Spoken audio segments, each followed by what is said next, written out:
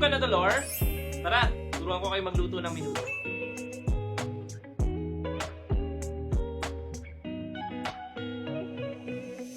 Maganda dito sa wok natin na to, no need oil na.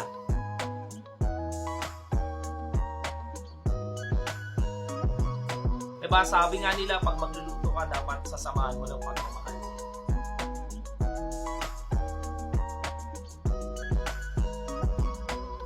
Ito pa lang, masarap ito.